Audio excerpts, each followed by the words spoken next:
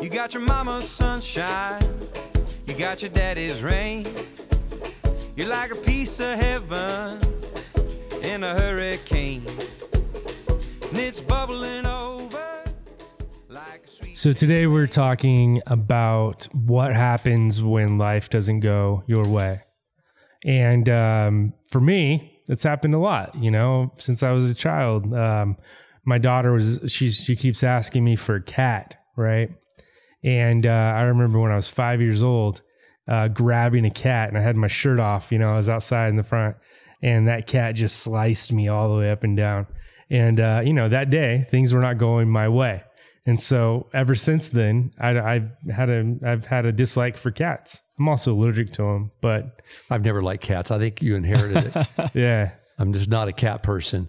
We're talking about today with Vince Sierra and Josh Vietti and myself about what happens when life or things would be better don't turn out the way you think they should. And I think that's a good subject. And so, of course, with me, things always turn out the way I think they should. So, no, not really. So, I think this is a subject everybody can relate to. There's a book, and I'll ask you this, Dad. There's a book I read called The Power of Habit by Charles Duhigg. And in that book, he talks about habits and how you can change your habits, which is something you've always espoused, right? And in that book, he talks about something called locus of control. And he said that people in general either have a stronger internal locus of control or a stronger external locus of control. And what that means is the people that have an internal locus of control, they believe that that they can control their environment, or they can control what happens to them. It's their job to seize life and to make things happen. Somebody with an external locus of control, on the other hand, believes that life happens to them, and it's their responsibility to react or to dodge or to attack or whatever it is that they need to do to survive, basically. And what I've noticed is in the church community, a lot of people have an external locus of control. And that makes sense to me because you're talking about believing in God. You're talking about believing in something that's outside of you. Of course, we believe that God is part of us. And that's something that we probably need to talk about more. But a lot of people believe that God is up in heaven, and he's on his chair and he's ruling, which is true. God is in heaven, but people forget about the Holy Spirit and his interaction in our lives. But a lot of people with their faith, they believe that God does whatever he wants to do or whatever his will is.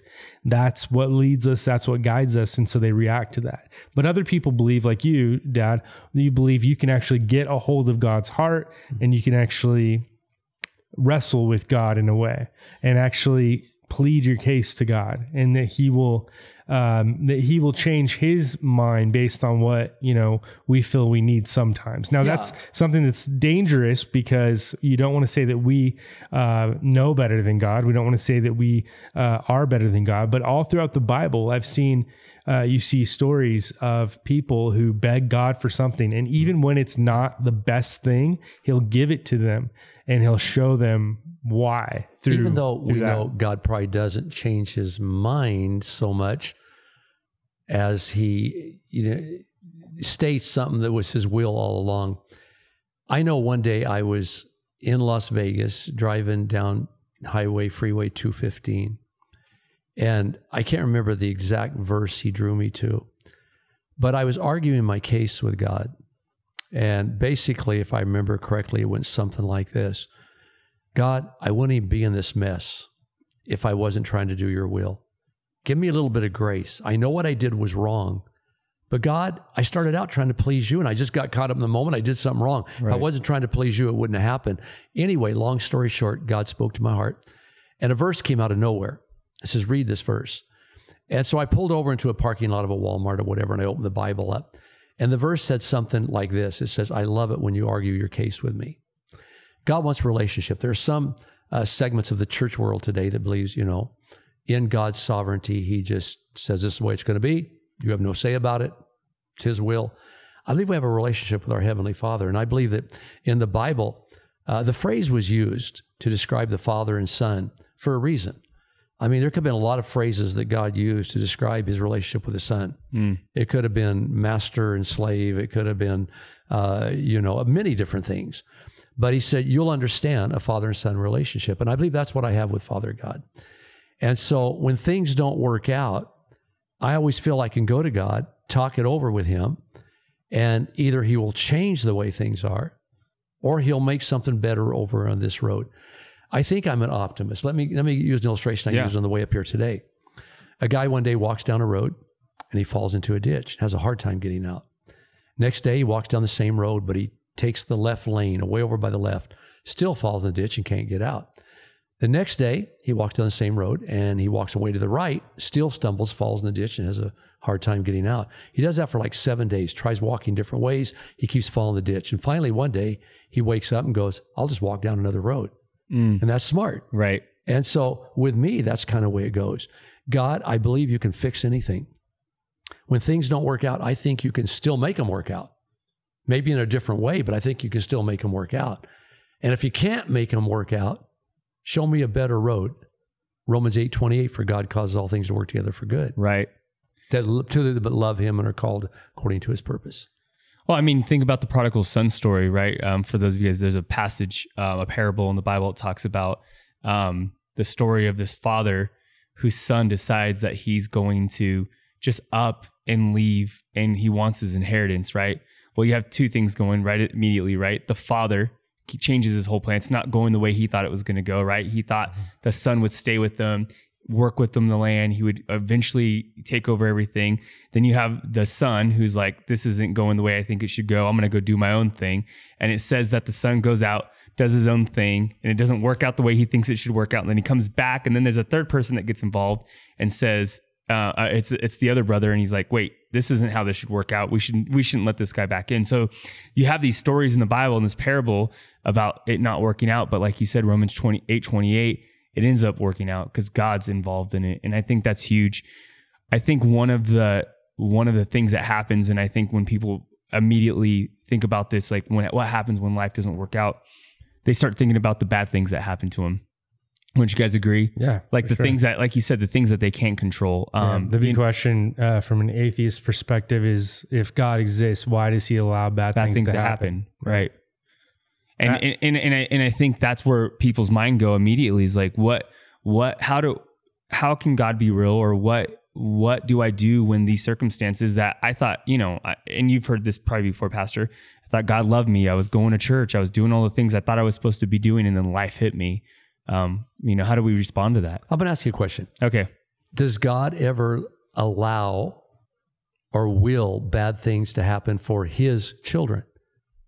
Are they really bad? Or do they just look bad to us? Right. When things don't work out, are they really not working out? So or are they not working out according to our perspective? I had an interesting thought this last week because I was looking up some of these old saints and martyrs, and they talked a lot about divine suffering, whereas we in modern times rarely talk about suffering.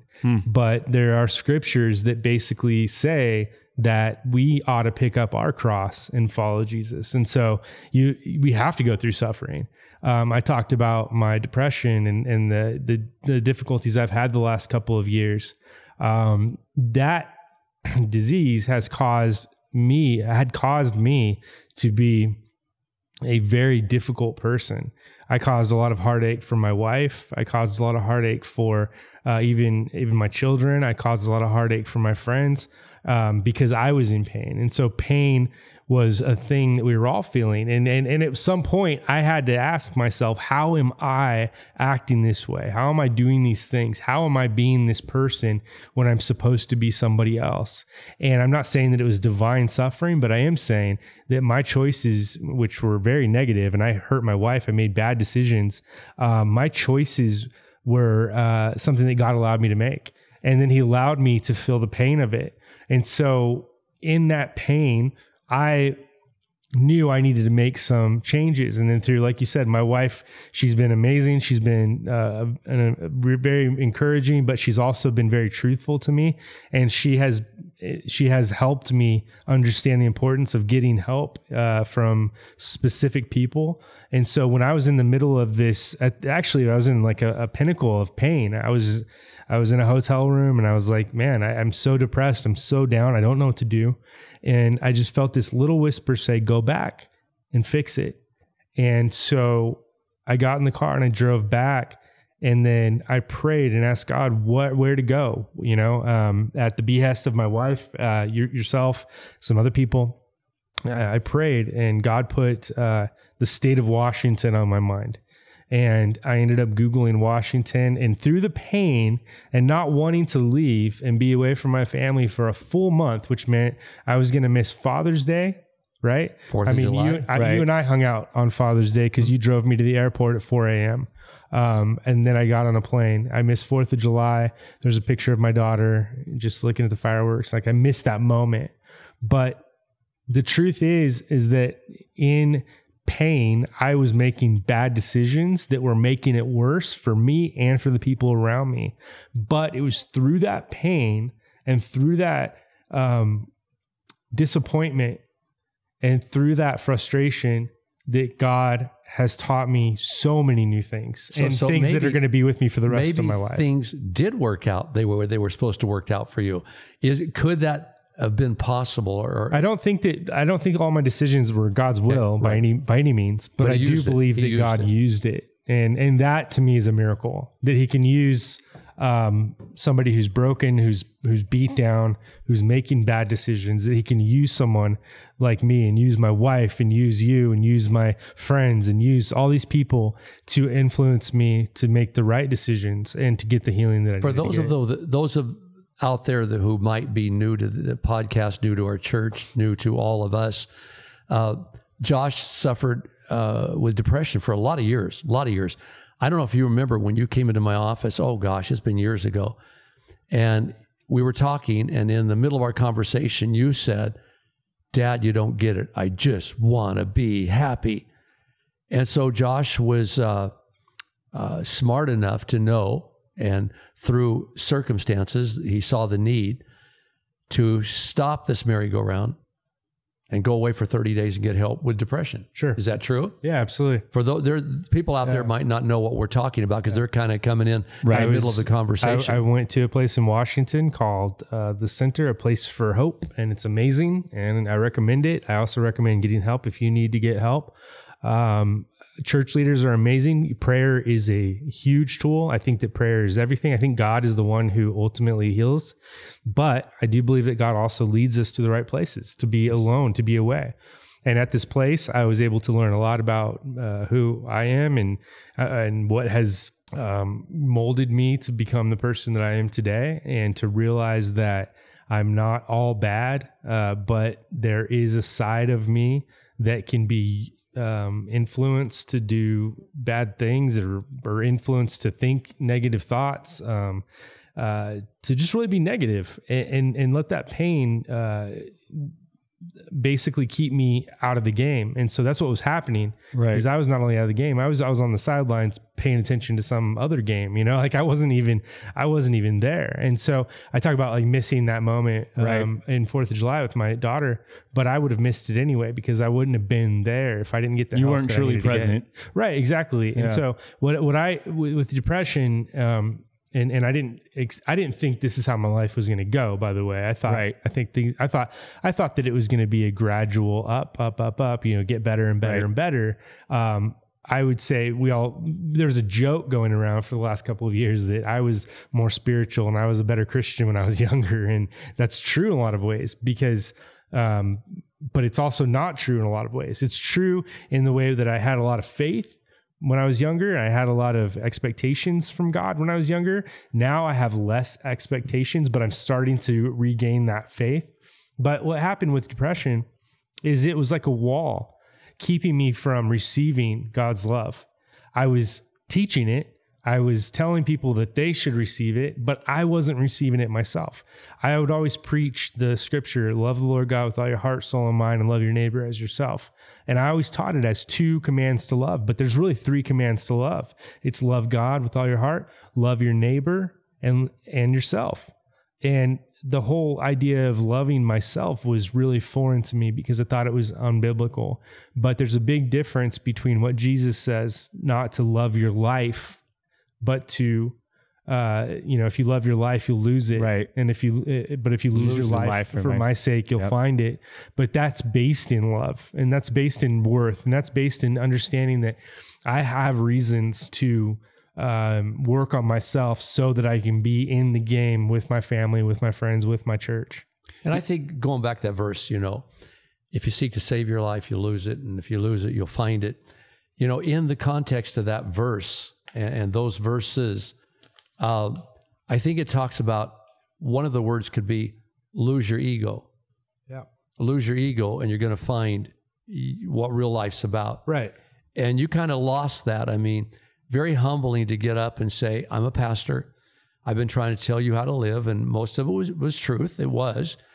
But right now I'm lost and don't know how to live. I got to get away and take care of this depression. Yeah. And that's really losing your ego. It's losing your pride and saying, hey, this merry-go-round has to stop. Well, I was at the men's retreat and I wasn't speaking. I was originally scheduled to speak the opening night. And obviously through these circumstances, I pulled back from speaking, pulled back from pastoral work for the moment. But you said, hey, if you feel God speak to you or you feel led, you can come up and talk at any point. So I took you on that. And on Sunday morning up there in Big Bear, I walked up to the front and I shared a little bit of my struggle. And I didn't say, it wasn't a testimony of I'm through it. It was the testimony of I'm in it. And I think that it was important for them to see someone who they deemed as a leader struggling in the moment, but still showing up. And I think that's huge. I think that's what we all have to do. Again, like the people around me, my wife, my friends, you, all the people that have been close to me throughout the years have been so supportive, and they just were encouraging, but also telling me the truth. Like, you need to fix this now, for your family, for your friends, for your community. And seeing that has caused me to understand the importance of taking care of myself. So Vince, I know you went through some stuff back when you were a lot younger, that changed the course of your life a little bit, but what do you think about suffering, as far as like, what does it mean to you? Has life never, and some of has life ever had times that it didn't turn out? And I'm talking about suffering based on something you've done to that I've done to myself. Right. Well, I want to say something to your situation, just because I've lived it with you. Mm-hmm. You were swimming upstream. And what's crazy is that, and you can probably say, you can say yes or no. I don't think we've talked about this. This is why it makes a good podcast. You were trying to control something you couldn't control. Like you were trying to, like you were saying, like you were in the middle of it, but we were making plans to do all this stuff. Like you were like treating it like it just didn't exist. And you were trying, but I'm just saying you were swimming upstream.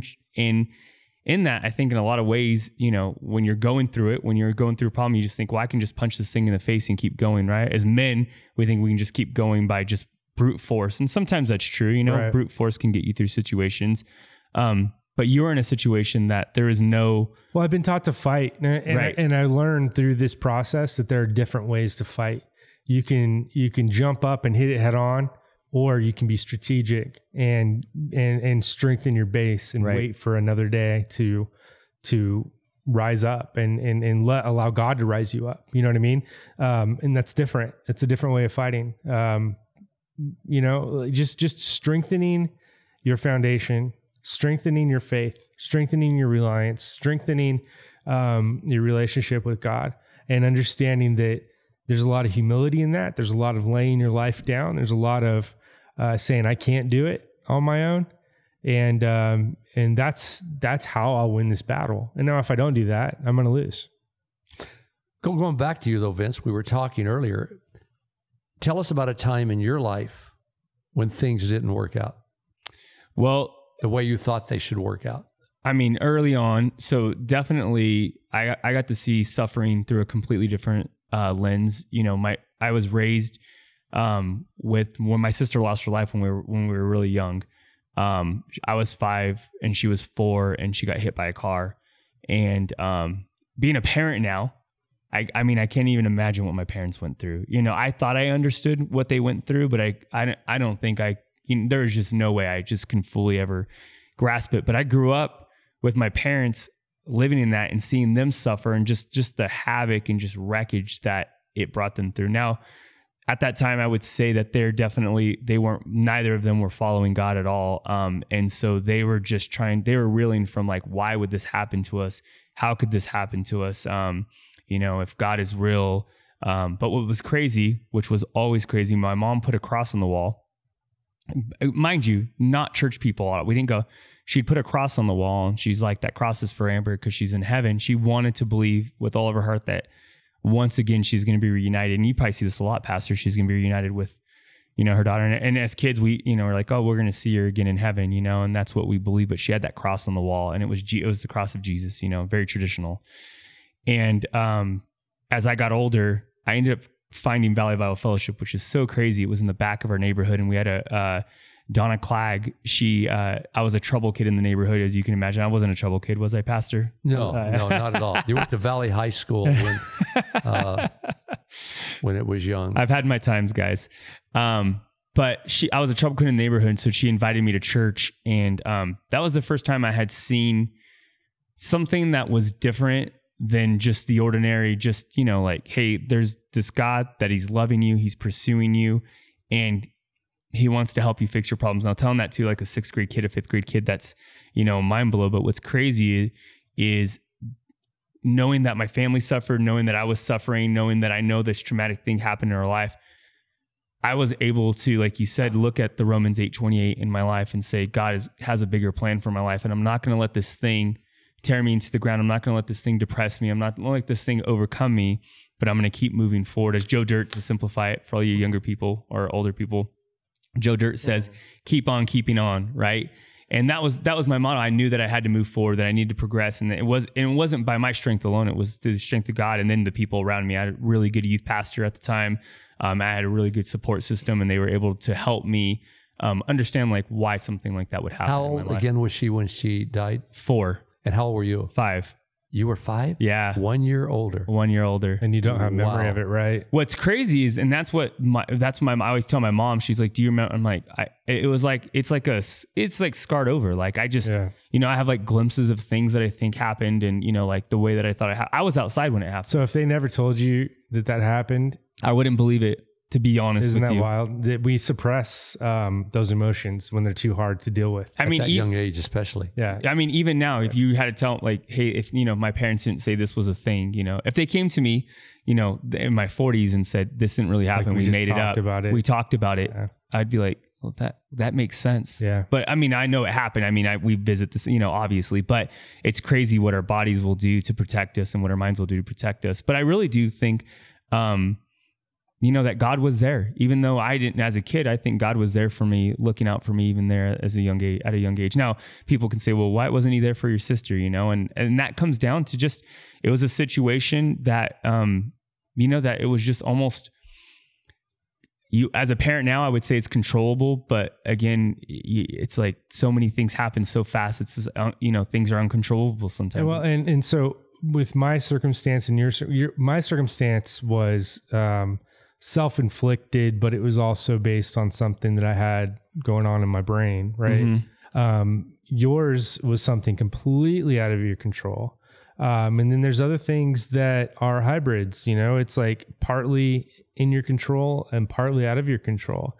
Life happens to people, but there's also opportunities to do something about it. That's what I think is interesting. So when I talk about the locus of control, the internal versus external, life happens to you or you control your life. They didn't say, the writer goes on to talk about the strengths of the two types of people. Like which person would you assume is stronger, more of a leader, more of a wise individual? And immediately I thought it's the person who feels like they can control things. That's the type A. That's the person that can go through life. But what it was, the truth is, it's the people that understand the difference of what they can and can't control, that are actually in the best mindset. Well, God's given us a verse in the Bible, I think, for those times.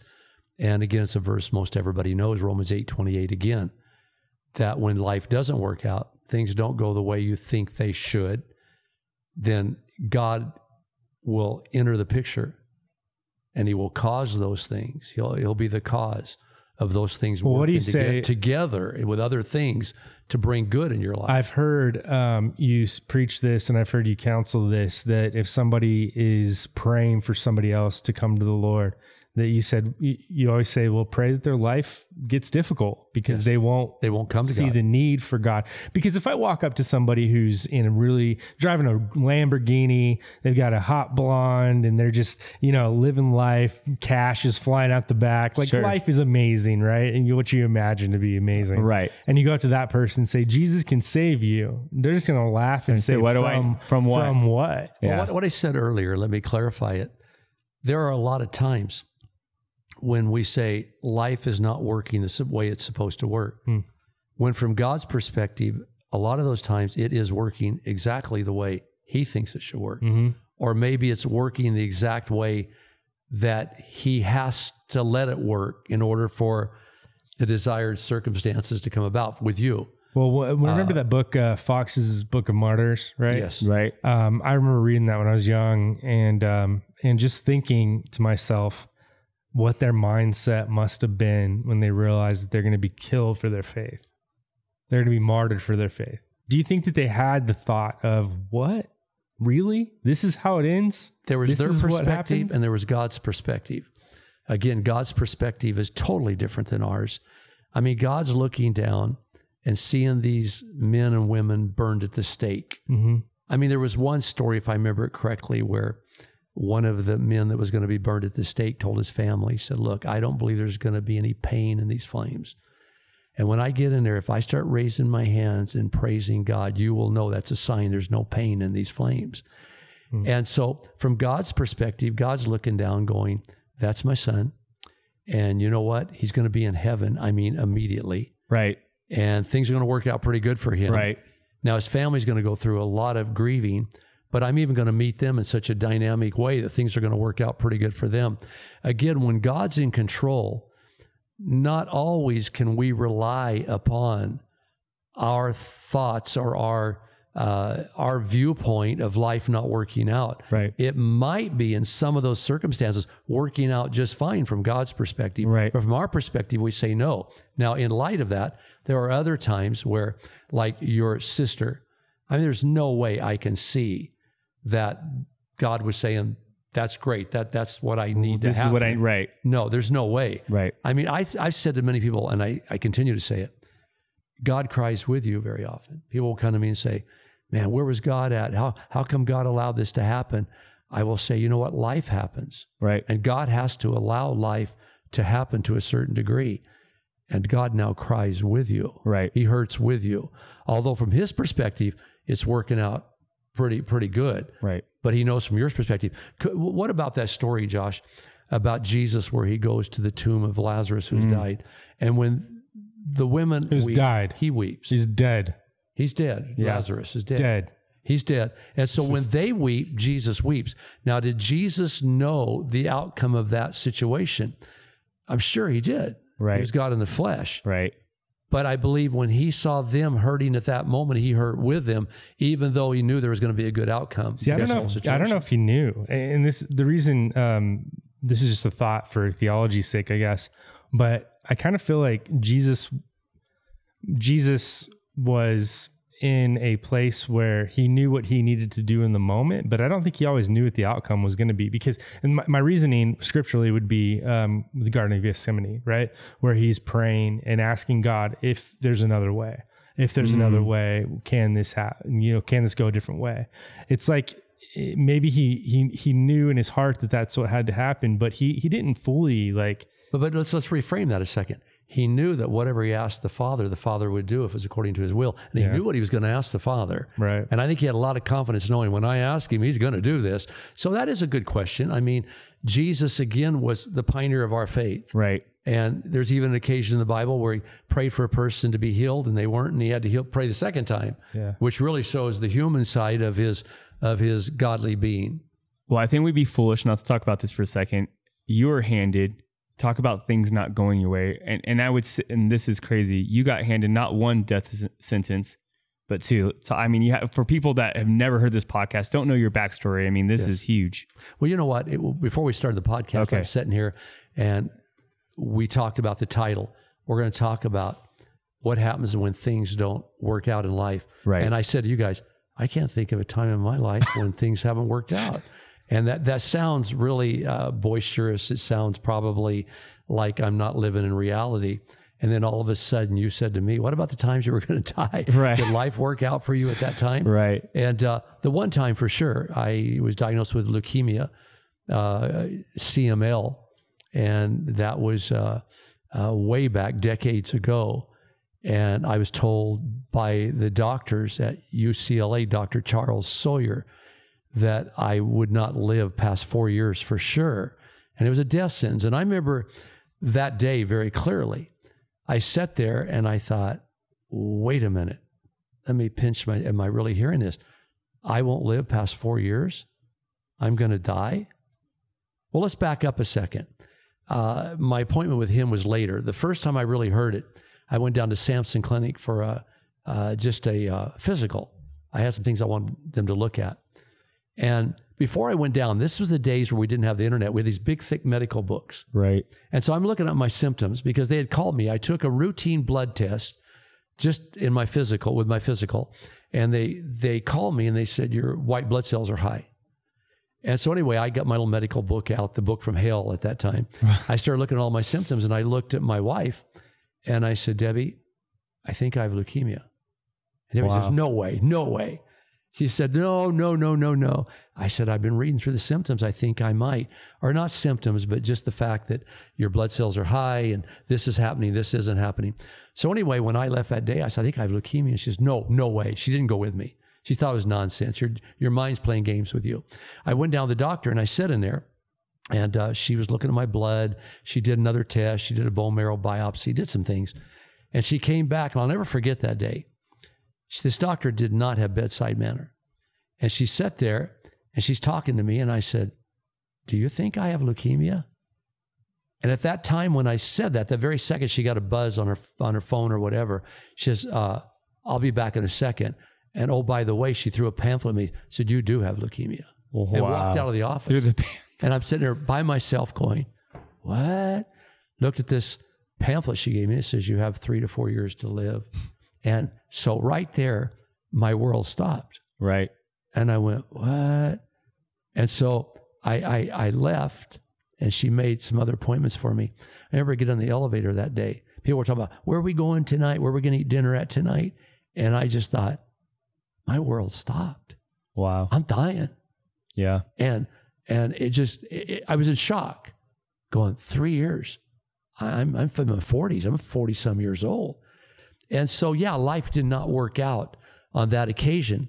At that moment, it wasn't working out. Let's put it that way. Right. And I'm guessing the very human side came out of you before you could process the spiritual, the things that had to be going through your mind about things. I remember you telling me a story about missing birthdays and, yes, your kids and the grandkids and all of that. And I mean, it was probably just like instantaneous. I went home that night and it was funny. And so I'd already got a hold of God. I guess I prayed all the way home. I called Debbie and the kids, I'm dying. It just is what it is. So when I got home, I was kind of glad about myself because I had 2.5 hours or 3 just to pray. And so I even get teary-eyed when I talk about this because when I relive a moment, I really relive it. Right. And so I remember what I was feeling at that moment. And so it's kind of humorous. This was a humorous side of it. After I prayed through, I felt really good. And so we went to bed that night. And about 1 or 2 in the morning, I woke up and I told Debbie, I said, I can't sleep. Man, I can't sleep. Why can't I sleep? Did I take caffeine? And wait a minute. It's not every day you're told you're going to die 8 hours ago. Right. And we start actually laughing. Yeah. And I will say this, after I was given my death sentence, I truly believe, even today looking back, those were the happiest 3 years of my life. Wow. Happiest 3 years of my life. And I think what it was is I had to draw so close to God. I mean, I threw out all of my compromising lifestyles. I dealt with all my sin. I mean, I got serious. And I started living so close to God that I had the joy of the Lord exuding. The joy of the Lord is my strength. I would be praying for sick people at church. And this is a time when I had a death sentence and I didn't know I was going to live. People would come up to me and they'd go, man, you're like the bravest person. You are a hero. You're dying and you're still praying for people. And I would say to them very often, I'd say, no, don't give me credit. Please don't give me credit. I believe that any of us, if we were living the way David was living his life before he met Goliath, if we were living out on the hillside 10 hours a day, worshiping God, praising God, being in God's presence, and then we faced a Goliath, I think any of us would have gladly fought Goliath just like David did. That's it. We would have been so strong in the Lord. So no, we don't get any glory. It's the strength of the Lord. So I don't want to talk about myself here because most people have heard this story very long. But I was given this death sentence, and I can honestly say I was so joyous the next at least 2 years why I was still with a death sentence pronounced on me. I mean, I had every reason to believe outside of what God was telling me that I was going to die. Every reason to believe it. All the blood tests were going just like they were supposed to go if you're dying. All my white blood cells were out of control. But I had this immense joy of the Lord, tremendous joy. I had a couple down moments where I remember one day we were driving down the freeway and there was a funeral, a graveside taking place, and I got very quiet and I didn't talk for a while. And Debbie says, something bugging you? I said, yeah. I said, give me 10 minutes to pray through this, and I'll pray through it. And so the glory of the Lord, his strength carried me that whole time. And the other one was not as much a death sentence. The other one was a prostate cancer. They took my prostate out. The cancer had what they call a chemical recurrence. It came back a few years back. And that could result in a death sentence, but it's not at this moment at all. It's not threatening my life at all as I sit here. But yeah, let's go back and let me center this now. There are times, and we're all going to have them, where life throws us a curve and we go, this isn't the way it's supposed to happen, I'm telling you now. But we can always rely again on that verse, Romans 8:28. And as I was talking about Jesus, the story of Lazarus, he already knew what he was going to do, I think. And he knew the Father would hear him if he was praying in his will, which I think he always did almost, if not always. I knew somehow in my heart, after seeking God for a long time, that he was going to take care of me. I knew it. So let's go back, Josh, because it's more fresh with you than it is me. A lot of years have passed. Well, I think all three of our stories and everyone else listening, I'm sure everyone has a moment in life where they were disappointed, frustrated, or fearful.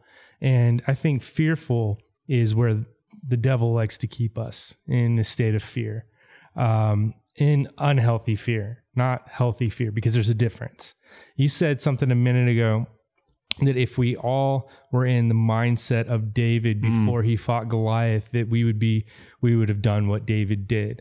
And I like that because I believe that when you are fully submitting to God, when you are worshiping God, when you are acknowledging God, your fear shifts toward him in a healthy way.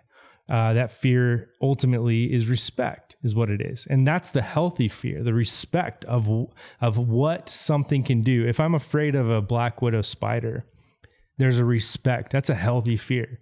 That fear keeps me from letting it crawl on my hand and playing with it as a kid, right? I know not to touch that spider because it can cause immense pain. But a phobia is a negative fear. It's when you're just like, oh my gosh, there's a spider under every corner. And that's a big difference, right? The healthy fear of God will basically cause us to realize think about it this way. God is bigger than everything, right? Is there anything bigger than God? Nothing, right? All things are possible. Is there anyone more powerful than God? Yeah. Right? And so when you have a fear, a healthy respect for what he can do, you start comparing what he can do to everything else in life that can bring you down. And when you, in that comparison, you realize that there's no reason to be afraid of the lesser things. There's no reason to have negative fear of the lesser things. That doesn't mean that we don't have respect, right? You had respect when the doctors told you had leukemia. You had respect for that disease to the point where you gave it to God, and then God led you back to make decisions that would ultimately result in Him healing you. Let me go back to and point out another verse. Perfect love casts out all fear. And I did come to a place where I said, God, I love you so much, and I trust you so much, that if it's your will for me to die, then I need to die. I need to die. I need to get out of here. I really trust you. And so I think perfect love does cast out fear. Not that I'm perfected in it yet. I'm still learning. But again, other verses that with God, all things are possible. Yep. So what do we do when life seems not to work out for us? When life throws you lemons, you make lemonade, right? Yeah, Well, and what you said earlier, Josh, about suffering, right? The word talks about that when we suffer, it produces what? Endurance. Endurance produces character, and character hope. So there's this idea that if you're able to come out the other side, and not all people can come out the other side, like, right? They're not in that David mode where they're about to fight this Goliath, or they get diagnosed, or this thing happens.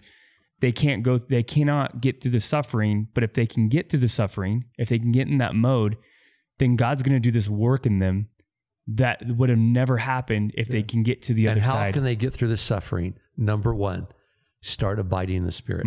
Listen to a lot of worship music, start joining a study, read your Bible, pray your Bible, start praying. And if we get off into the power of praise, when life isn't going the way you think it should go, start praising God. Just in maybe this kind of manner, saying, God, life is not going the way I think it should go right now. In fact, life stinks right now.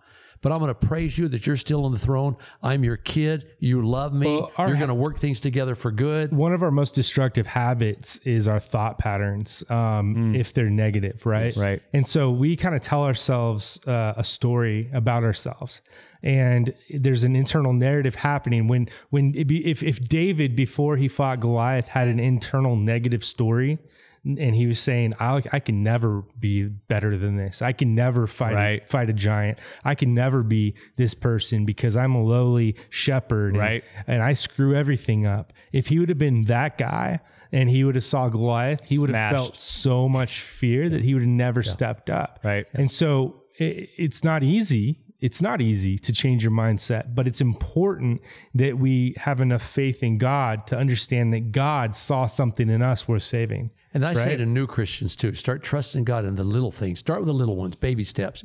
And once you start trusting with the small things, you'll slowly graduate. Then when the big things come, you'll trust Him. Well, you said something mindset, and one of your favorite verses comes from Romans 12:1 and 2. You talk about it all the time, but don't be conformed to this world, but be transformed by the renewing of your mind. As we renew our mind, as we do what you had talked about, as we start rejoicing. It doesn't make sense. Renewing your mind when you're going through suffering, your natural mindset isn't to start praising God. It's to get mad. It's the law of the universe is entropy. It's disarray. It's chaos. It's everything will fall apart. This table right here will eventually rot. Right. This building that we're in will eventually crumble. Right. That is the nature of our world. Right. It's temporary. Yep. But when we put our reliance on God, who isn't temporary, who doesn't yield to any type of chaos or disarray, who's always putting things back together, who's always fixing things, who's always restoring things, just like this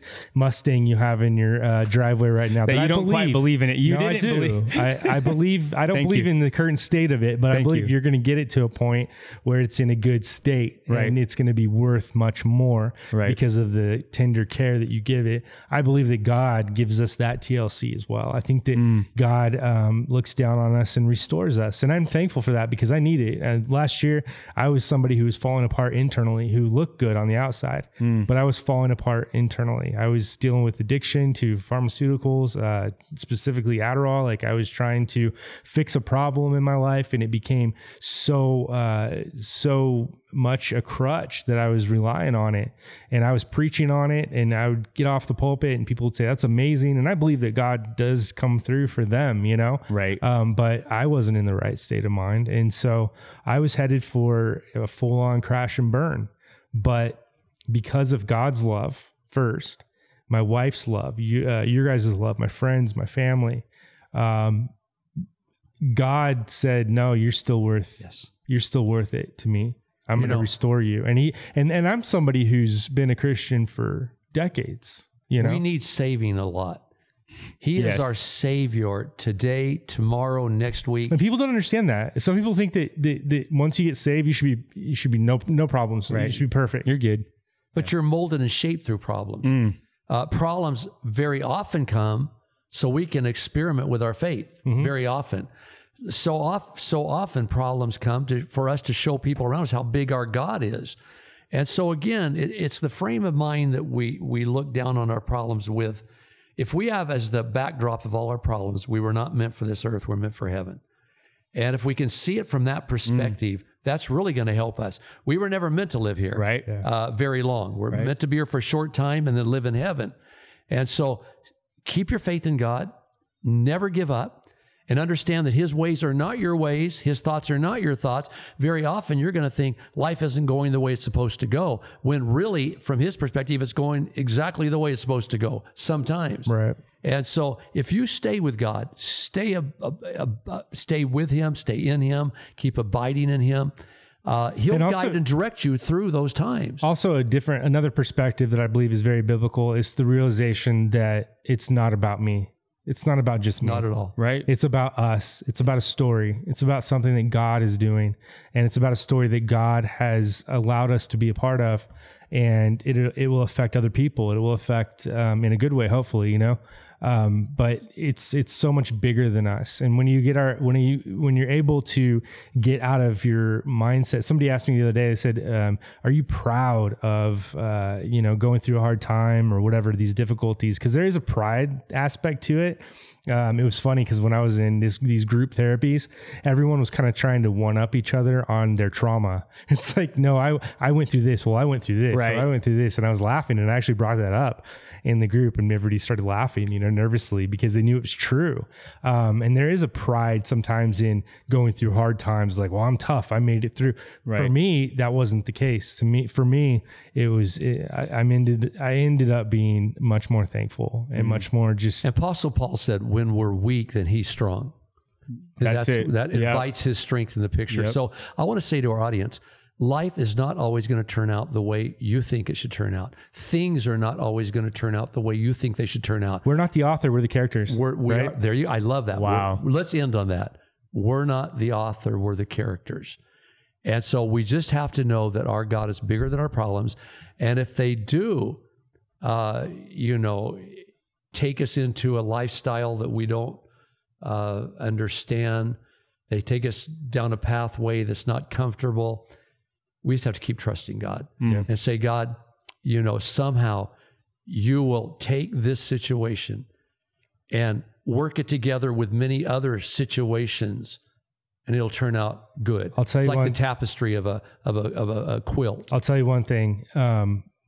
Learning about my internal or external locus of control, I've learned that what I can control is how I respond, and what I can control is whether I come to God daily or whether I don't. That's good. And if I do, it makes all the difference. And God is the one that's going to cause everything to work together, right? And not us. It doesn't say you will cause everything to work together for God's good. No, God will cause it to work out for our good. Well, that's key. I was praying for you today because you're going through a trial, and I got with your mother, and we prayed together, and I said, God, you have never failed us that we can think of. I mean, maybe it looked like in the short term that you did, but really, just so many times you have come through for us. You've come through so often that in our memories we see it as you never failed us. And so I think, again, the richer you are in the grace of God, the more time you spend with God, I think the easier it'll be to go through these times when things aren't working out the way we think they should. King David, who, like you said, was the only one who would stand up against the giant. Yes. He was the same one who wrote, even though I walk through the valley of the shadow of death, fear no I evil. Fear no evil. Perfect love casts out fear. That's good. And Father, if you want me to die tomorrow, then I need to die. And if you don't want me to die, then I can't die. Yeah. And it's very simple, childlike thing. And he feared no evil, in case you don't know the Yes. scripture, because he says God was with him. God is with me. And he's with us here. Yes. And he's with you, wherever you So, are. I pray for those people right now out there that life has thrown them a curve Yep. and they don't understand it. And so I pray for them right now that God, you will put a desire in their heart just to draw close to you. Don't run from you, but draw close to you. And as they draw close to you, your grace will be sufficient for their need. It'll be more than sufficient. And so they just should have one thing in their mind. I'm going through something. I don't understand it. I don't get it. It's painful. It's ugly. But right now, I'm going to do as the pastor said. I'm going to draw as close to God as I can draw close to him. And you see what happens. It will be marvelous in one sense. The pain might still be there, but God will make something good out of it. And he'll really give you grace, a lot of grace. And you'll make it through it. You'll make it through it. That's the big thing. So love you guys, and we'll see you again next week. Thank you for joining us.